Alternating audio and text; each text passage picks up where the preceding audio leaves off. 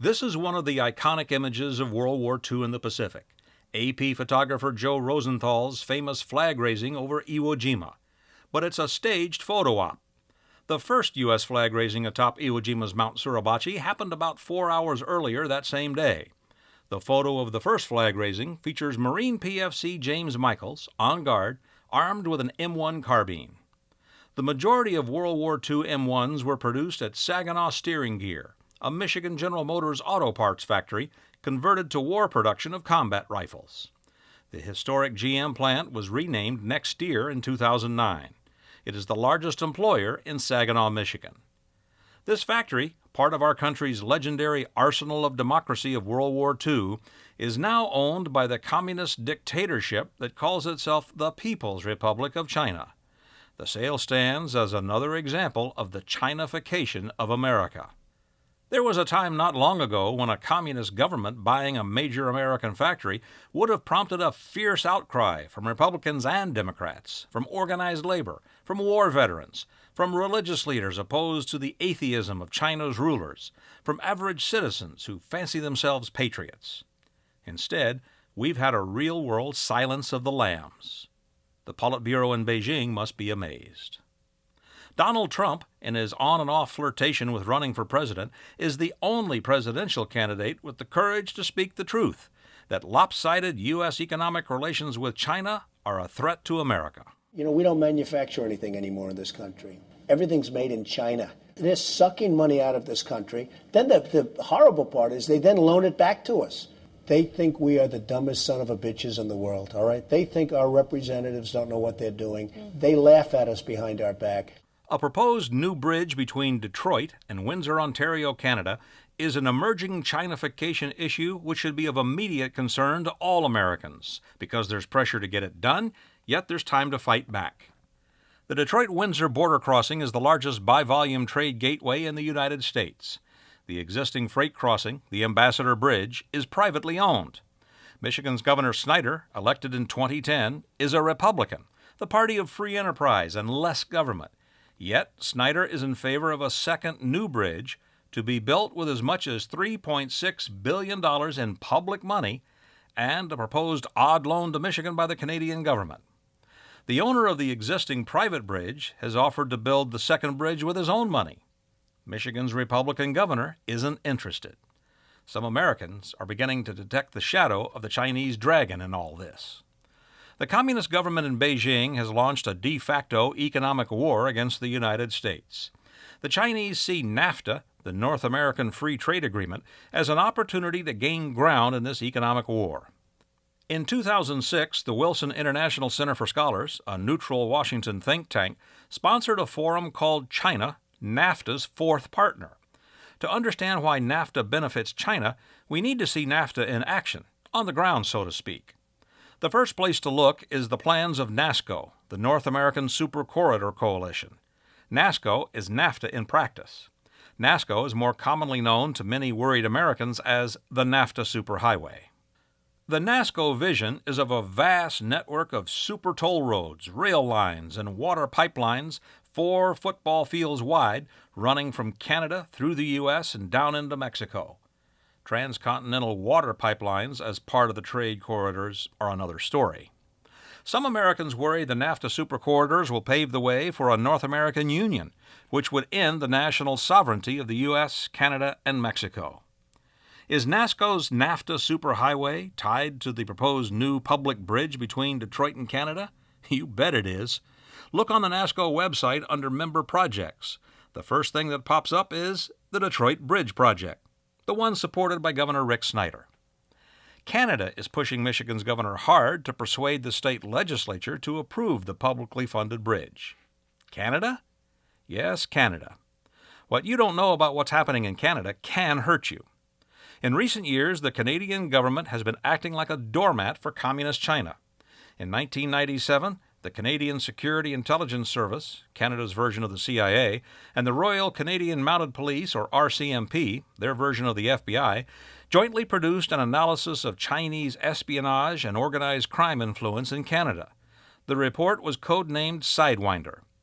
In the analysis of China's infiltration, Canada's national security watchdogs wrote, They proceed initially to buy and or legally set up a company in Canada that, once under their control, buys other companies and so on.